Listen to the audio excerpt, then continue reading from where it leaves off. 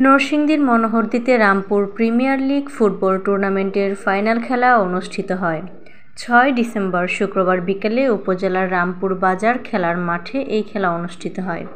যুব সমাজকে খেলার প্রতি আগ্রহী করার লক্ষ্যে রামপুর তরুণ যুব সংঘের উদ্যোগে এই টুর্নামেন্টের আয়োজন করা হয়।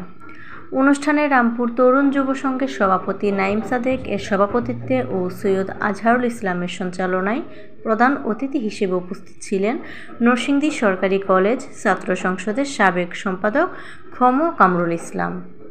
ফাইনাল খেলার উদ্বোধন করেন রামপুর তরুণ যুব সংঘের সাধারণ সম্পাদক ফারুক শেখ।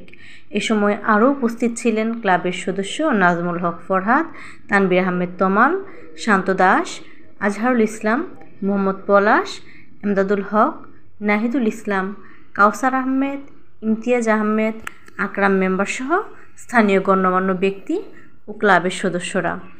খেলায় রংধনু ফুটবল একাদশ ৩-০ গোলে সূর্য তরুণ ফুটবল একাদশকে হারিয়ে বিজয়ী হয়। খেলা শেষে আগত অতিথিগণ বিজয়ী দলের অধিনায়কের হাতে প্রথম পুরস্কার এলইডি টিভি তুলে দেয়।